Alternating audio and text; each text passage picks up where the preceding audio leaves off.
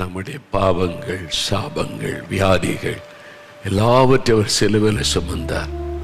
உங்களுக்காக சகோதரனே, உங்களுக்காக சகோதரி, உங்களுக்காக உங்களுடைய பாவத்தை மன்னித்து விடுதலை கொடுக்க, உங்களுடைய சாபத்தை மாற்றி உங்களை ஆசீர்வதிக்க, உங்களுடைய நோய்களை மாற்றி குணமாக்க, நமக்காக முழு உலகத்துக்காக அவர் சிலுவையிலே எல்லாவற்றையும் சுமந்து முடித்தார். இதை நம்ம விசுவாசிக்கும் பொழுது அந்த ஆசீர்வாதத்தை நாம் பெற்றுக்கொள்ள முடியும். அதற்குத்தான் இந்த இயேசு எப்படிப்பட்டவர் என்பதை தொடர்ந்து நாம் தியானித்து கொண்டு வருகிறோம். அவர் எப்படிப்பட்டவர் என்பதை அறிந்து நம்ம வேண்டுதல் செய்யும் பொழுதுதான் அந்த ஆசீர்வாதங்களை சுதந்திரிக்க முடியும். நாம் நம்புகிற, நாம் விசுவாசிக்கிற, நாம் தேடுகிற அந்த ஆண்டவர் எப்படிப்பட்டவர்? வேத புஸ்தகத்தில் லூக்கா எழுதின சுவிசேஷம் 19ஆம் அதிகாரம் முதல் 3 வசனத்தை நான் வேதத்தில் இருந்து வாசிக்கிறேன். அதை கவனமாக கேளுங்க.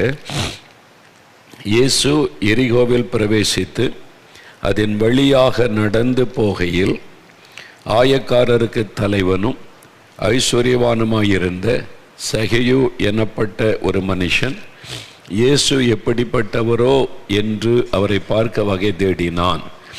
அவன் குள்ளனானபடியால் ஜனக்கூட்டத்தில் அவரை காணக்கூடாமல் அவர் போகும் வழியில் முன்னாக ஓடி அவரை பார்க்கும்படி ஒரு காட்டத்து மரத்தில் ஏறினான்.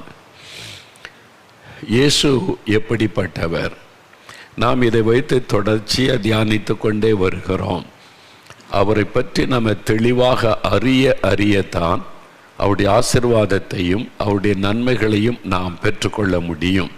இந்த இயேசு எப்படிப்பட்டவர்? அவரை பற்றின காரியங்கள் வேத புஸ்தகம் முழுவதிலும் அவரை பற்றி எழுதப்பட்டிருக்கிறது. அவருடைய குணம் எப்படிப்பட்டது, சுபாவம் எப்படிப்பட்டது, வல்லமை எப்படிப்பட்டது என்பது.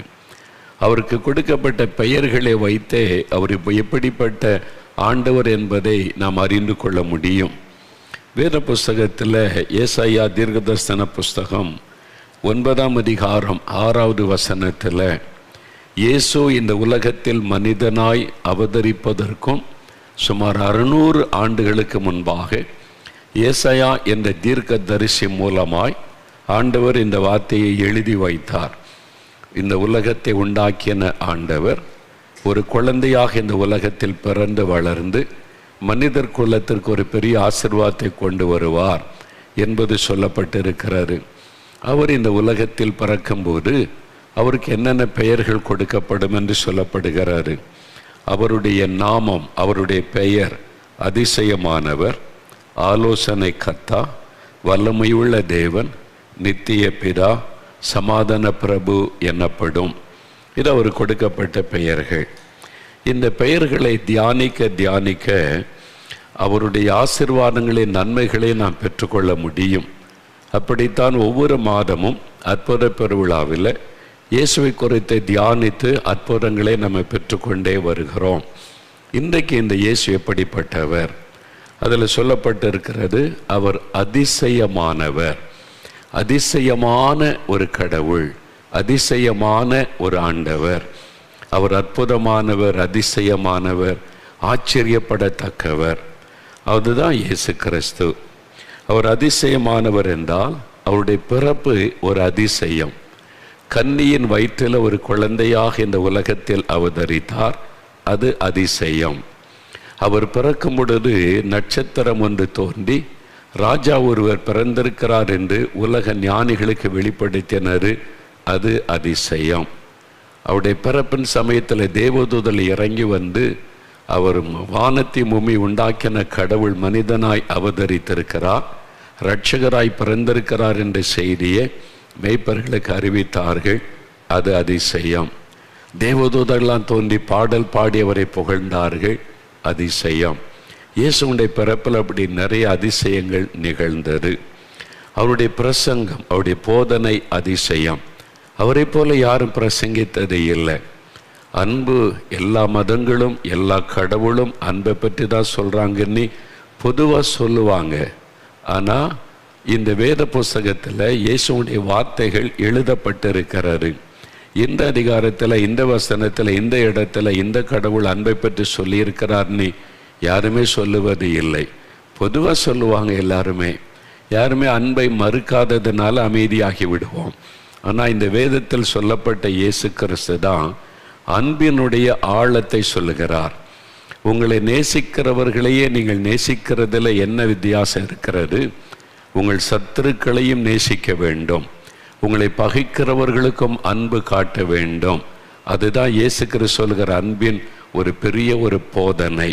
இந்த மாதிரி போதித்தவள் இந்த உலகத்தில் இயேசுவை தவிர வேறு ஒருவரும் இல்லை. அவருடைய போதனை அதிசயம். யாராவது ஒரு கன்னத்தில் ஒருத்த அடித்தால் திருப்பி அடிக்காத, அடிச்சுக்க, அடுத்த கன்னத்தின் திருப்பி கொடு. இந்த போதனையை சொன்னவர் இயேசு கிறிஸ்து. அவருடைய போதனை ஒவ்வொன்றுமே ரொம்ப அதிசயமானவைகள். அவர் செய்த அற்புதங்கள், அவர் மாதிரி அற்புதம் செய்த ஒருவரை இந்த உலகத்தில் காட்டவே முடியாது. எத்தனையோ அவதாரங்கள், எத்தனையோ தெய்வங்கள், இது மாதிரிலாம் சொல்லுவாங்கல்ல, இந்த மாதிரி இதெல்லாம் ரெக்கார்ட் பண்ணப்பட்டு எழுதப்பட்டது. இது சரித்திர பூர்வமானது. இயேசு வாழ்ந்தது ரோமாபுரி, அதாவது ரோமுடைய சரித்திரத்தில், ரோமருடைய சரித்திரத்தில் இயேசுனுடைய காரியம் பதிக்கப்பட்டிருக்கிறது. அது மாதிரி இயேசு இந்த ஒருவர் உலாவினார், இதெல்லாம் பேசினார், இப்படி செய்தார் என்று அரசாங்க ரெக்கார்டில் எழுதப்பட்டிருக்கிறது சரித்திரம். அப்போ இயேசு செய்த அற்புதங்கள், பிறவி குருடர்களுக்கு பார்வை கொடுக்கிறார், பிறவி சப்பானியை நடக்க பண்ணுகிறார், மரித்தவர்களை உயிரோடு கூட எழுப்புகிறார், பிசாசு பிடித்தவளுக்கு விடுதலை கொடுக்கிறார். அதிசயமான காரியங்கள். ஜனங்கள் ஆச்சரியப்படுறாங்க, இந்த மாதிரி ஒரு அதிசயத்தை நம்ம பார்த்ததில்லையே. அந்த மாதிரி அவருடைய அற்புதங்கள் அதிசயம். அவருடைய மரணம் ஒரு அதிசயம். அவரை மாதிரி மரித்த ஒரு கடவுள் என்று சொல்லுகிற ஒருவரை பார்க்க முடியாது. சிலுவையில் ரத்தம் சிந்தி தன் ரத்தத்தை எல்லாம் கொடுத்து அவர் சிலுவையிலே மரித்தார். அவர் மரித்த பொழுது பல அதிசயங்கள் நடைபெற்றது. 3 மணி நேரம் முழு உலகத்திலையும் கார் இருள் சூழ்ந்து கொண்டது. அது எருசலேமில் மாத்திரம் அல்ல, உலகம் முழுவதிலும். சீனர்களுடைய நாளாகம புஸ்தகத்தில் 3 மணி நேரம் உலகம் முழுவதும் இருள் சூழ்ந்து இருந்தது என்பதை நாளாகம புஸ்தகத்தில், சீனருடைய வரலாற்று புஸ்தகத்தில் எழுதப்பட்டிருக்கிறது. இப்படி சில தேசங்களை பதிவு செய்திருக்கிறாங்க. இந்த கார் இருள் இது உலகம் முழுவதையும் பாதித்திருக்கிறது என்பதாய். இயேசுடைய மரணத்தில் நிறைய அதிசயம் நடைபெற்றது. அவர் உயிரோடு எழுந்தார். உயிர்த்தெழுந்த போது தேவதூதன் வந்து அந்த செய்தியை அறிவிக்கிறான். வித்தியாசமான ஆச்சரியமான காரியம். இப்படி கடவுள் என்கிற ஒருவர் மனிதனாய் வந்து மரித்து உயிர்த்தெழுந்தார் என்கிற காரியம் இயேசு கிறிஸ்துவிலே மட்டும்தான் நீங்கள் பார்க்க முடியும். அது சரித்திரபூர்வமானது. ஆகவே இன்றும் எருசலேமுக்கு நீங்கள் போனால் இயேசுடைய திறக்கப்பட்ட கல்லறையை பார்க்க முடியும். உலகத்தின் பல தேசங்களுக்கு நான் போன சமயம் அந்தந்த நாடுகளில் இருக்கிற பிரபலமான தலைவர்கள், அரசியல் தலைவர்கள், அவருடைய கல்லறைகள் இருக்கிறது. நம்ம தேசத்திலும் எத்தனை தலைவருடைய கல்லறை இருக்கிறது. பளிங்கு கற்களால் மூடப்பட்டு மலர் வளையம் வைக்கப்பட்டு மரியாதை செலுத்தப்படுகிறது. இங்கே தான் அவரை புதைச்சாங்க, இங்கே தான் என்று சொல்லி காண்பிப்பாங்க, அவ்வளோதான். ஆனால் உலகத்திலேயே ஒரே ஒருத்தருடைய கல்லறை திறந்து வைக்கப்பட்டு இருக்கிறது. அது இயேசுடைய கல்லறை. ஏனென்றால் யூதருடைய வழக்கத்தின்படி மலை குகைகளிலே, இஸ்ரவேல் தேசம் மலைகளும் பள்ளத்தாக்கும் உள்ள தேசம், மலை குகைகளில் குடைந்து குகை மாதிரி உண்டாக்கி அதை ஒரு குடும்பத்திற்கு ஒரு கல்லறையாக பயன்படுத்துவாங்க. அந்த மரித்த போனுடைய சரீரத்தை துணிகளால் சுற்றி அதற்கு விசேஷமான வாசனை திரவியங்கள்லாம் இருக்கிறது. அதை வைத்து சுற்றி கல்லறைக்குள்ளே வைத்து விடுவார்கள். அது பல நாட்கள் இருந்திருந்து அந்த சரீரம் அப்படியே அழுகி அழிந்து போய்விடும். ஒரு குடும்பத்துக்கு ஒரு கல்லறை அப்படி இருக்கும். உள்ளே வைத்துட்டு அவங்க போய் குடும்பத்தார் பார்த்து அழுவதற்கு வீப்பிங் சேம்பர் என்று ஒன்றும் உண்டு. அதே மாதிரி தான் இயேசு கிறிஸ்துவை ஒரு மலை குகையில், அந்த குடைந்தெடுக்கப்பட்ட கல்லறையில் அவருடைய சரீரம் வைக்கப்பட்டது. அது ஒரு பெரிய கல்லை வைத்து மூடிடுவாங்க. ஏன்னா மற்றவங்க மரிக்கும்போது உள்ளே வைப்பதற்கு வசதியாக. இப்பவும் இதை மாதிரி பல கல்லறைகளை எருசலேமில் நீங்கள் போனால் பார்க்க முடியும். அந்த நாட்களில் அதுதான் பழக்கமாக இருந்தது. மண்ணுக்குள்ளே தோண்டி புதைப்பது இல்லை. அப்படி தான் அந்த நாட்களில். லாசருவின் கல்லறையில் அப்படி வைக்கப்பட்டனால்தான் லாசரு எழும்பி வரும்படி ஆண்டவர் அற்புதம் செய்தது யோவான் 11 அதிகாரத்தில் எழுதப்பட்டிருக்கிறது. அப்போ இயேசு கிறிஸ்து 3ஆவது நாள் உயிரோடு கூட எழுந்தார். அவருடைய சரீரம் அங்கே இல்லை. இப்போவும் நீங்கள் எருசலேமுக்கு போனால் அவர் இங்கே இல்லை, உயிர்த்தெழுந்தார் என்ற வார்த்தை எழுதி வச்சிருப்பாங்க. யாரும் அங்கே போய் மெழுகுவத்தி பொருத்துவதில்லை, யாரும் அங்கே போய் மலர் வளையம் வைப்பதில்லை, யாரும் அங்கே போய் பூ போடுவதில்லை. ஏனென்றால் அவர் உயிரோடு இருக்கிறார். செத்தவங்களுக்கு தான் மலர் வளையம் வைப்பாங்க, பூ போடுவாங்க, மெழுகுவத்தி கொளுத்துவாங்க, பத்தி கொளுத்துவாங்க. இயேசு கிறிஸ்து உயிரோடு இருக்கிறார். அதனால் அவருடைய கல்லறையில் இதெல்லாம் செய்யப்படுவது இல்லை. அந்த மாதிரி இயேசு கிறிஸ்து உயிர்த்தெழுந்தார், உயிரோடு இருக்கிறார் என்பதற்கு அந்த கல்லறை இன்றைக்கு சாட்சியாக இருக்கிறது. அப்போ அவருடைய உயிர்த்தெழுதல் அதிசயம். அவர் அதிசயமானவர். ஜனங்கள் அவருடைய பல காரியத்தை கண்டு ஆச்சரியப்பட்டார்கள். இந்த வேதத்தில் அடிக்கடி நீங்கள் வாசிக்க முடியும். அதிசயமாக இருக்கிறதே இவருடைய காரியம் என்று ஜனங்கள் ஆச்சரியப்பட்டார்கள். சில காரியத்தை இந்த இயேசு எப்படிப்பட்டவர் என்பதை பற்றி நீங்கள் பைபிளில் வாசிக்கும்போது ஆச்சரியமான பல காரியங்கள் மனிதர்கள் ஆச்சரியப்பட்டாங்க. அந்த காலத்தில் வாழ்ந்த மனிதர்கள் என்பது வேதத்திலே பதிவு செய்யப்பட்டிருக்கிறது. லூக்கா 2ஆம் அதிகாரம் 18ஆம் வசனத்தை நீங்கள் வாசித்தால் அதில் சொல்லப்பட்டிருக்கிற ஒரு காரியம் பாருங்கள். மெய்ப்பராலே தங்களுக்கு சொல்லப்பட்டதை கேட்ட யாவரும் அவைகளை குறித்து ஆச்சரியப்பட்டார்கள். மெய்ப்பர்களுக்கு தேவதூதன் வந்து இப்படி உலகத்தை ரட்சிக்கும்படி ஆண்டவர் மனிதனாய் பிறந்திருக்கிறார் என்ற செய்தி சொல்லப்பட்டது. அவங்க போய் இயேசு குழந்தையை பார்த்தாங்க. எல்லாருக்கும் சொன்னாங்க, தேவதூதரை பார்த்தோம், கடவுள் மனிதனாய் அவதரித்திருக்கிறார், மனிதர்களை ரட்சிக்க பிறந்திருக்கிறார் என்றெல்லாம் நாங்கள் போய் அவரை பார்த்தோன்னா அதை கேட்டு எல்லாரும் ஆச்சரியப்பட்டார்கள். பார்த்தீங்களா, ஒரு அதிசயம், ஆச்சரியம். இப்படியா ஒரு அதிசயமான குழந்தை பிறந்திருக்கிறதா என்பதாக. அது மாத்திர மத்தேயு 7ஆம் அதிகாரம் 29வது வசனத்தில் பாருங்க. இயேசு கிறிஸ்து மத்தேயு 5, 6, 7 அதிகாரங்களில் ஒரு பெரிய பிரசங்கம் செய்கிறார். அதற்கு மலை பிரசங்கம் என்று பெயர். Sermon on the mount. ஒரு மலையில் அமர்ந்து ஜனங்கள் பல ஆயிரம் பேருக்கு இயேசு போதித்தார். இந்த மலை பிரசங்கத்தை வாசித்து தான் இந்தியாவினுடைய தந்தை என்று அழைக்கப்படுகிற மகாத்மா காந்தி அவர்கள் அகிம்சை வழியில் தான் நம்ம போராடணும், ரத்தம் சிந்தக்கூடாது என்று சொல்லி இயேசுவின் போதனையை வைத்து தான் ஒரு கன்னத்தில் அறைந்தால் அடுத்த கன்னத்தையும் காட்டு என்று இயேசு சொன்ன போதனை மூலமாகத்தான் காந்தியடிகள் கவரப்பட்டு அவர்கள் இந்த போராட்டத்தை வித்தியாசமாய் நடத்தி சுதந்திரம் வாங்க போராடினார்கள். அவர்களே அதை குறிப்பிட்டிருக்கிறார்கள். இயேசுவனுடைய அந்த போதனை. இந்த மலை பிரசங்கத்தில் இயேசு சொன்ன காரியத்தை நீங்கள் வாசிக்கும் போது ஆச்சரியமாக இருக்கும்.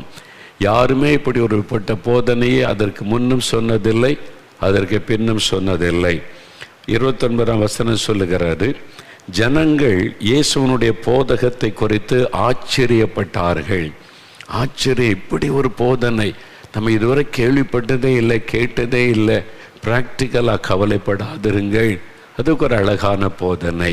பரிசுத்தமாய் வாழ்வதை குறித்த போதனை, ஒரு குடும்ப சமாதானத்தை குறித்த போதனை, ஒருவருக்கொருவர் நேசிப்பதை குறித்த போதனை.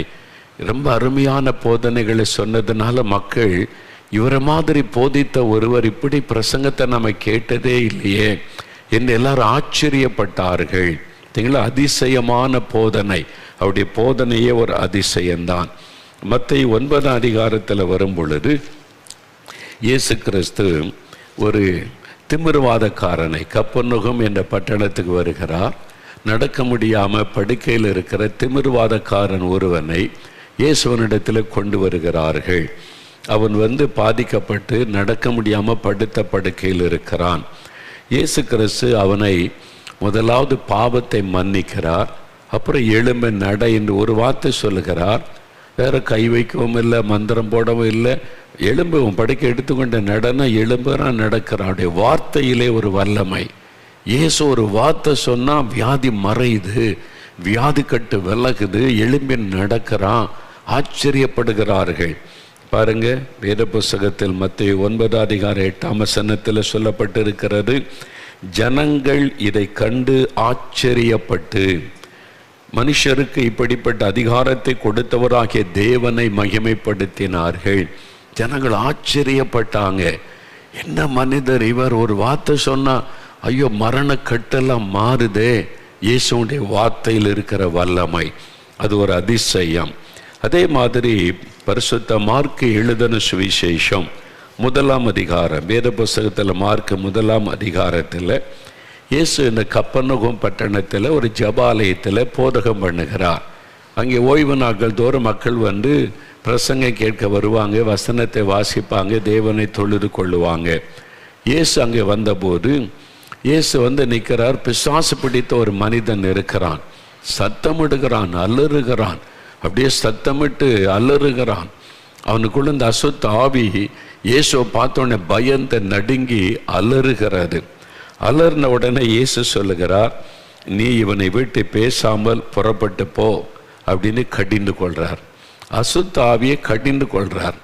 இயேசு போய் முடிய பிடிக்கல, உன் பேர் என்னன்னு கேட்கல, எங்கிருந்து வந்தன்னு கேட்கல, உன் என்ன பண்றேன் பாரு, ஒன்றும் பேசல, அமைதியை போ, அவனை விட்டு போ அப்படின்னு கடிந்து கொண்டார். பாருங்க, உடனே அந்த அசுத்த ஆவி புறப்பட்டு அவனை விட்டு போய்விட்டது.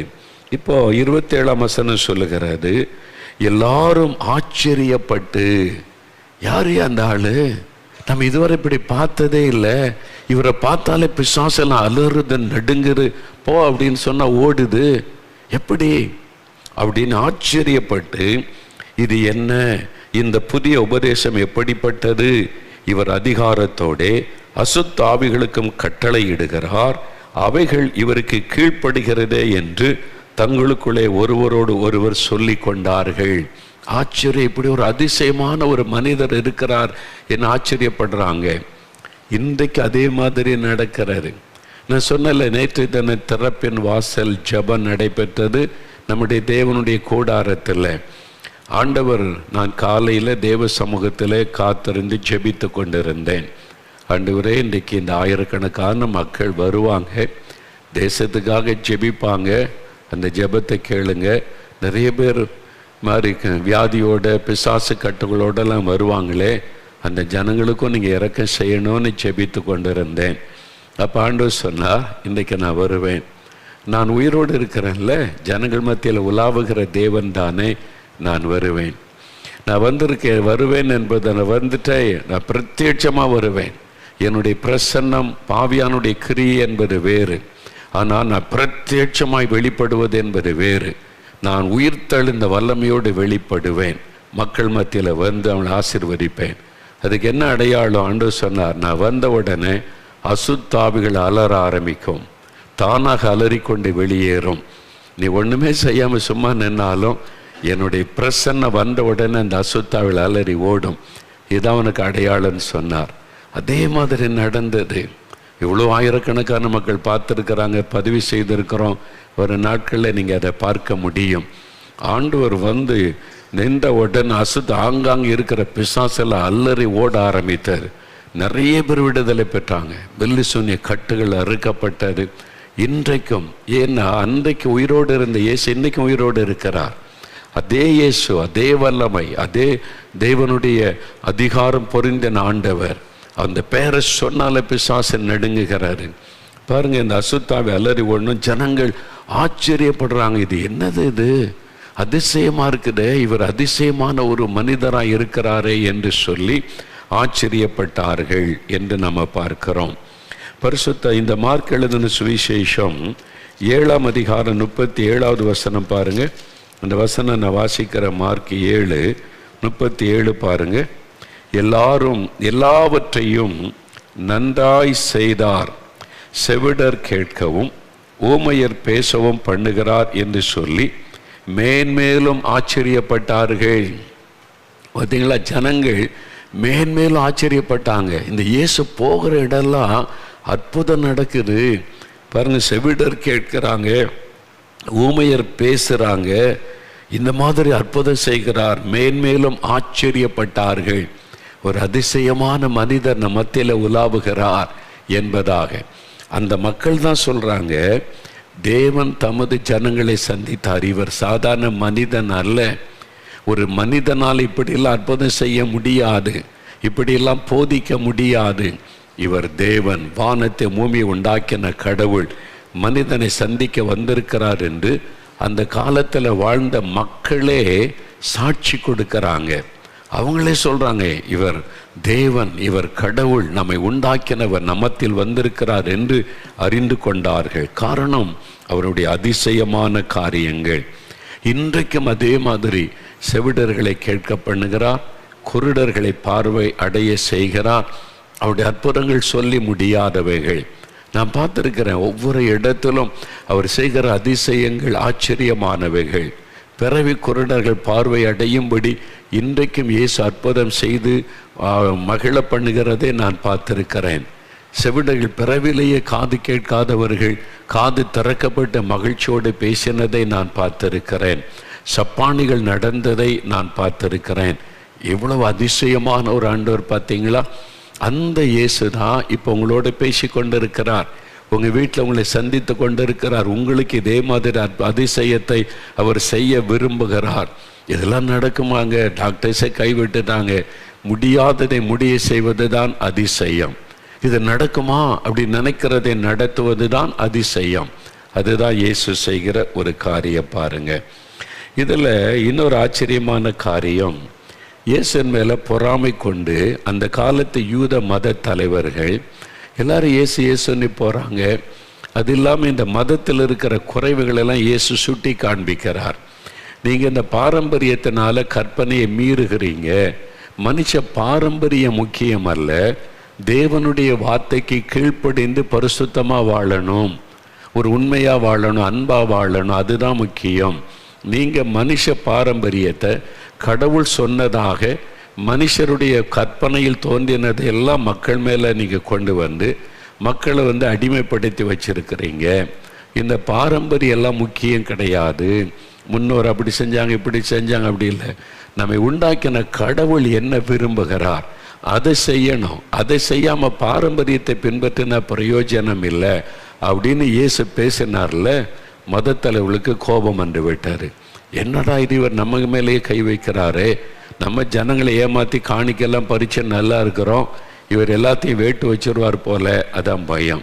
இப்பவும் நம்ம உலகத்தில் வாழ்கிற உலகத்தில் பாருங்கள், நிறைய சொல்லுவாங்க பாரம்பரியம், என்ன முன்னோர்கள் என்ன தப்பாவா பண்ணியிருப்பாங்க, இப்படி சொல்லி சொல்லி சொல்லியே நிறைய தவறான காரியங்கள் மக்களுக்குள்ளே வந்து, அதனால தான் பாருங்கள் மனிதர்களுக்கு பாவத்தை குறித்த பயமே கிடையாது.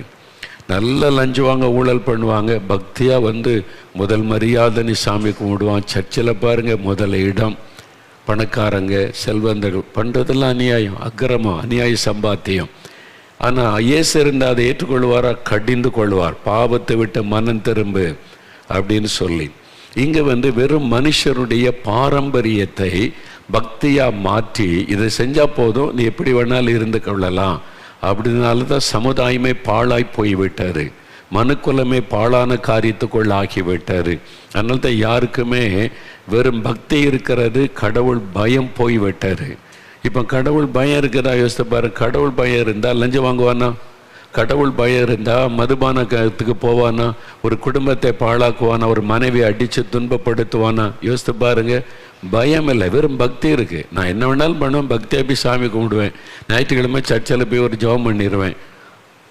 இது இதைத்தான் இயேசு கடிந்து கொண்டார். அதனால் இந்த மத தலைவர்களுக்கு பிடிக்கலை. இவரை கொன்னுறணும், இவர் நம்முடைய வாழ்வாதாரத்தை கெடுத்து விடுவார் என்று அவருக்கு விரோதமாக எழும்பி பொய்யான குற்றச்சாட்டை சொன்னாங்க. அவர் மேலே அநியாயமான பழி சுமத்தி, அவர் இப்படி சொன்னார், அப்படி சொன்னார், இவர் சொன்னது இப்படி காரியன்னு சொல்லி பொய்யான குற்றச்சாட்டை சொல்லி, அந்த காலத்தில் ரோமருடைய ஆட்சியில் பிலாத்து என்கிற கவர்னர் இருந்தார். ஒவ்வொரு பகுதிக்கும் ஒவ்வொரு கவர்னர், பிலாத்து என்கிற அதிபதி அவர் இருந்தார். இந்த யூதர்கள் அவங்களால் ஆளுகை செய்யப்பட்டு வந்தாங்க. அதனால் மரண தண்டனை கொடுக்கணும்னா இவங்களால முடியாது, அவங்க தான் மரண தண்டனை விதிக்க முடியும், ஜட்ஜி அவர் தான். அதனால் இயேசுவை குற்றப்படுத்தி இயேசுவை கொண்டு போய் பிலாத்து என்கிற கவர்னர், நீதிபதி, உச்ச நீதிமன்றம் வைங்க, நீதிபதி கிட்ட கொண்டு போய் விடுறாங்க. அவர் தீர்ப்பு சொல்லிட்டு அவ்வளோதான், மாற்ற முடியாது. இவனுக்கு விடுதலைன்னா விடுதலை, அவனை சிலுவையில் அறிந்து கொல்லுங்கன்னா கொன்னுடணும், வாரடி கொடுங்கன்னா வாரடி கொடுப்பாங்க, அந்த காலத்து தண்டனை. அதே மாதிரி இயேசுவின் மேலே பொய்யான குற்றச்சாட்டை சுமத்தி அவரை கைது செய்து கொண்டு போய் இயேசுக்கு அந்த பிலாத்துக்கு முன்னால் நிறுத்துகிறாங்க. அந்த நீதிபதி விசாரிக்கிறார். அவங்க எல்லாம் குற்றம் சொல்கிறாங்களே, இவ்வளோ குற்றச்சாட்டை சொல்கிறாங்களே, நீங்கள் என்ன சொல்கிறீங்க என்பதாக அவர் விசாரிக்கிறார். அவர் என்ன சொல்லார் பாருங்க, மார்க் 15 அதிகாரம் 5ஆம் வசனத்தில் ஒரு ஆச்சரியமான காரியம் பாருங்கள். இங்கே கூட அந்த நீதிபதி கேள்வி கேட்கிறார்ல, அப்போ அவர் சொல்றார், இயேசுவோ அப்பொழுது உத்தரவு ஒன்றும் சொல்லவில்லை. அந்த நீதிபதி கிட்ட இயேசு பதிலே பேசலை. இவ்வளோ பேர் குற்றம் சொல்கிறாங்க உங்கள் மேலே, நீங்கள் என்ன சொல்றீங்கன்னு இவ்வளோ அமைதியாக இருந்தார். அதனால் பிலாத்து ஆச்சரியப்பட்டான். என்ன மனிதர் இந்த ஆளு, இவர் அதிசயமாக இருக்குது. பொதுவாக குற்றவாளியை கொண்டு போய் நிறுத்தி குற்றம் செய்தவனாக இருந்தாலும் நான் குற்றமற்றவன் அப்படின்னு சொல்லுவான். தன் குற்றத்தை ஒத்துக்கொள்ள மாட்டான். அவன் எப்பவும் வாதாடுவான் தன்னை விடுதலை செய்ய. இவர் இயேசு கிறிஸ்து தனக்காக வாதாடவில்லை. நான் குற்றமற்றவன், நான் என்ன தப்புன்னு பேசவே இல்லை. அவர் அமைதியாக இருந்தார் என்பது அதை பார்த்து இந்த நீதிபதிக்கு ஆச்சரியம். இப்படி ஒரு ஆளா, இவ்வளோ பேர் குற்றம் சொல்கிறாங்க, அதை விசாரித்து பார்த்தா பொய்யான குற்றமாக தெரியுது, ஆனால் இவர் ஏதாவது சொல்லணுமே நீ பார்த்தா அவர் அமைதியாக கை கட்டி கொண்டு என்ன இருக்கிறார். இவருக்கு ஆச்சரியம். யார் இப்படி இருக்க மாட்டாங்க, தாங்க தப்பித்து கொள்வதற்காக பேசுவாங்க, தப்பே பண்ணலாலும் தப்பு பண்ணலைன்னு சொல்லுவாங்க. ஆனால் இவர் குற்றமே செய்யாதவர் அமைதியாக இருக்கிறாரே, ஆச்சரியம். அப்போ அவர் அதிசயமான ஒரு ஆண்டவர் பார்த்தீங்களா, ஆச்சரியமான ஒரு ஆண்டவர். அது மாத்திரம் இல்லை, இப்போ அவர் அமைதியாக இருந்ததுனால அவர் சிலுவையில் அறைய ஒப்பு கொடுத்துட்டார். வற்புறுத்தல்னால, மத தலைவர்களுடைய தூண்டுதல், வற்புறுத்தல்னால வேறு வழி இல்லாமல் சரி உங்கள் இஷ்டப்படி செய்யுங்கன்னு என் மேலே எனக்கு இரத்த பலியில் கை கழுவிட்டார். இவர் குற்றமற்றவர், அவ்வளோதான். ஆனால் அவர் கைகளை அனுப்பிட்டார். இப்போ அவர் சிலுவையில் அறைந்த உடனே இயேசு அந்த சிலுவையிலே மரித்தார். அந்த சிலுவையில் இயேசு கிறிஸ்து ரத்தம் சிந்தி அவர் மரித்தார். அவர் மரித்த உடனே அவருடைய சரீரத்தை வாங்கி அடக்கம் பண்ண ஒரு பெரிய செல்வந்தன் இந்த காலத்தில் இருந்த மனிதர் கேட்கிறார். அப்போ மார்க் 15 அதிகாரம் 44வது வசனத்தில் பாருங்க, அங்கே ஒரு வார்த்தை சொல்லப்படுகிறார். இயேசு இத்தனை சீக்கிரத்தில் மரித்து போனாரா என்று பிலாத்து ஆச்சரியப்பட்டு, அந்த அதிகாரி அந்த ஜட்ஜி இப்போ இன்னொரு முறை ஆச்சரியப்படுகிறார். ஒன்று, அவர் மேலே இவ்வளோ குற்றம் சொல்லி அவர் அமைதியாக இருக்கிறார், அதுவே ஆச்சரியம். சிலுவையில் அவர் மரிச்சிட்டார்னு சொல்கிறாங்க, அது ஆச்சரியம். எப்படி இவ்வளோ சீக்கிரம் மரிக்க முடியும்? இதைத்தான் நீங்கள் கவனிக்கணும். பொதுவாக ஒரு மனிதனை சிலுவையில் அறைந்தால், ஆரோக்கியமான ஒரு மனிதன் 11 மணி நேரம் சிலுவையில் தொங்கி அதன் பிறகுதான் மரணம் அடைவான் என்று சொல்லப்படுகிறது. ஏன்னா ரத்தம் கொஞ்சம் கொஞ்சமாக அவனுடைய சரீரத்தின் வடிந்து அவனுடைய இருதய துடிப்பு கொஞ்சம் கொஞ்சமாய் குறைந்து அவன் மரிப்பதற்கு சுமார் 11 மணி நேரம் ஆகும்.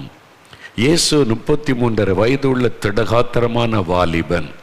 அவ்வளோ சீக்கிரத்தில் அவர் மரிக்க முடியாது. ஆனால் 6 மணி நேரம் தான் இயேசு சிலுவையில் தொங்கினார். காலை 9 மணிக்கு சிலுவையில் அறைந்து தொங்க விட்டார்கள். மாலை 3 மணிக்கு அவர் மரித்து விட்டார். பிலாத்துவால நம்ப முடியல, ஆச்சரியம். எப்படி இவ்வளோ சீக்கிரமாய் அவர் மரித்திருக்க முடியும்? இதில் தான் ரகசியம் அடங்கி இருக்கிறாரு.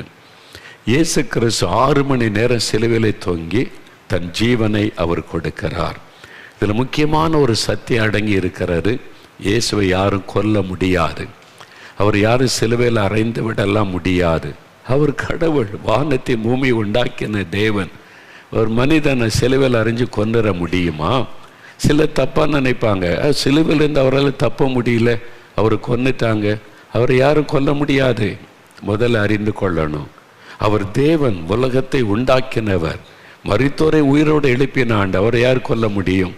அவர் மட்டும் வாய் திறந்த பிலாத்துக்கிட்ட, நான் என்ன தப்புன்னேன், நான் என்ன மக்களுக்கு நன்மை செய்தேன், அதுதான் செய்கிறேன், என்னை எப்படி நீ மரண தண்டனை கொடுக்க முடியும்? இயேசு பேச ஆரம்பித்திருந்தா எல்லாரும் அடங்கி போயிருப்பாங்க, கை வச்சிருக்க முடியாது. அப்படின்னா எதனால? அவர் தம்மை தாமே மரணத்திற்கு ஒப்பு கொடுத்தார். அதுதான் சிலுவை மரணம். அவராகவே சிலுவை மரணத்துக்கு தன்னை அர்ப்பணித்து கொண்டார். இதை நம்ம அறிந்து கொள்ளணும்.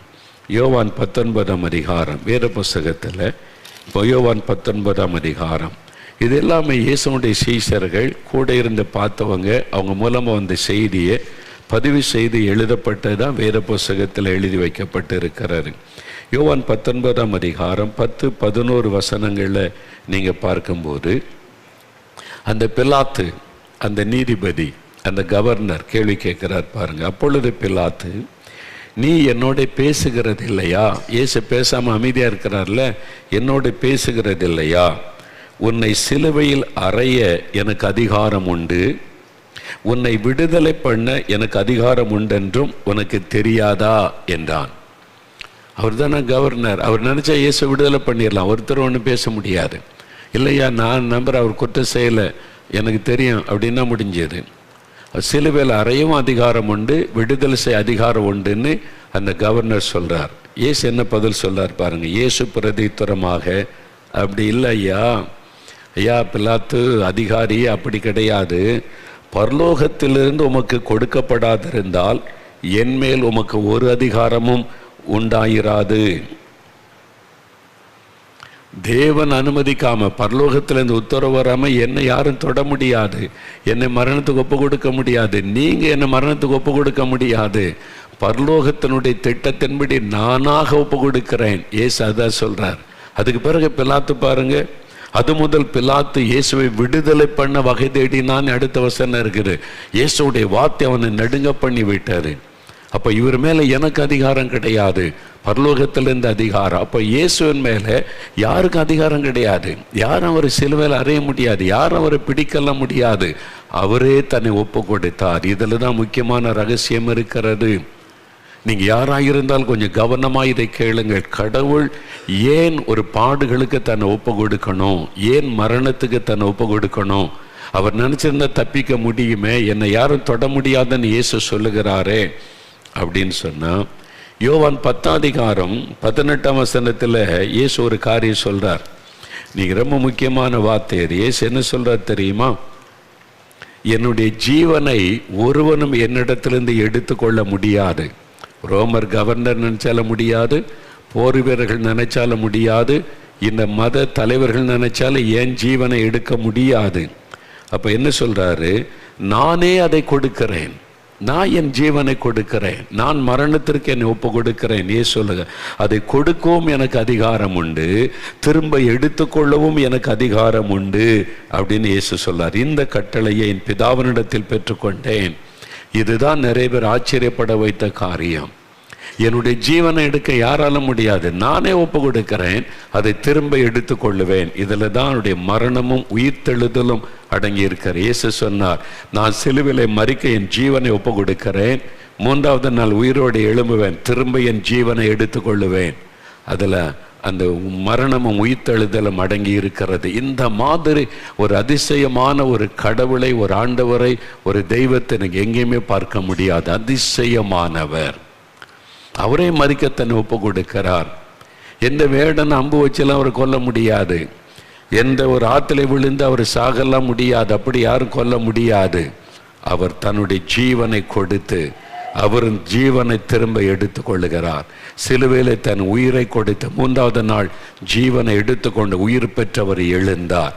அதுதான் வேதத்தில் சொல்லப்பட்ட சத்தியம் மாத்திரமல்ல, உண்மை அதுதான். அப்போ இதில் தான் ஒரு காரியத்தை அறிந்து கொள்ளணும். சரி, அப்போ ஏன் இந்த மாதிரி பாடுகளுக்கு இயேசு தன்னை ஒப்பு கொடுக்கணும்? இயேசு சொல்கிறார்ல, என் தன்னை தானே ஒப்பு கொடு. எதற்கு? கலாத்தியர் 1:4 நமக்காக தம்மை தாமே இயேசு ஒப்பு கொடுத்தார் என்று சொல்லப்படுகிறது. உங்களுக்காக, எனக்காக. இதை கேட்கிற நீங்கள் யாராக இருந்தாலும், எந்த மத நம்பிக்கை உள்ளவளாக இருந்தாலும், உங்களுக்காகவும் இயேசு சிலுவையிலே தன்னை ஒப்பு கொடுத்தார். கடவுள் நம்பிக்கை இல்லாதவளாக இருந்தாலும் உங்களுக்காகவும் இயேசு சிலுவையிலே மரிக்க தன்னை ஒப்பு கொடுத்தார். ஆணி அடிக்க ரத்தம் சிந்த தன்னை ஒப்பு கொடுத்தார். அவரை ஒப்பு கொடுத்த போது அவர் மேலே ஒரு பார சிலுவை வைத்தாங்க. 39 முறை வாரினால் அடித்தவுடைய சரீரத்தை கிழித்தார்கள். சதைகள் எல்லாம் தொங்கிட்டு ரத்தம் வடிந்தது. தலையில முள்முடி வைத்தார்கள். சுமார் 150 கிலோ எடை உள்ள ஒரு மரச்சிலுவை தோல்ல வச்சு அவரை சுமக்க வைத்து இழுத்து கொண்டு போகிறார்கள். அந்த பெரிய சிலுவையை சுமந்து கொண்டு இயேசு கிறிஸ்து போகிறார். வழியெல்லாம் ரத்தம் சிந்தப்பட்டு கொண்டே இருக்கிறது. அத்தனை பாடுகள், அடி, அவமானம், நிந்தை. இயேசு கிறிஸ்து எவ்வளவு அற்புதங்களை செய்திருக்கிறார். அந்த போர் வீரர்கள் சவுக்கேட்டை அடிக்கிறாங்க, மிதிக்கிறாங்க, சிறுமைப்படுத்துறாங்க. அந்த மத தலைவர்கள் கேலியா பேசுறாங்க. எல்லாவற்றையும் சகித்து கொண்டு சிலுவை சுமக்கிறார். ஏன்? அவர் மாத்திரம் திரும்பி பார்த்து என் மேல கை வச்சு பாருன்னு சொல்லியிருந்தா ஒரு போர் வீரனும் கை வச்சிருக்க மாட்டான். ஏனென்றால் அவரை பற்றி விசாரிச்சிருப்பான். செத்தவங்களை உயிரோடு எழுப்புறாளியா, கடலின் மேல நடந்தவர், பிசாசெல்லாம் அவர் கண்ட பயப்படும், கை வச்சிடாதுன்னு நடுங்கி இருப்பான். இயேசு அமைதியாய் சகித்தார், பாடுகளை சகித்தார், உபத்திரவத்தை சகித்தார், அடி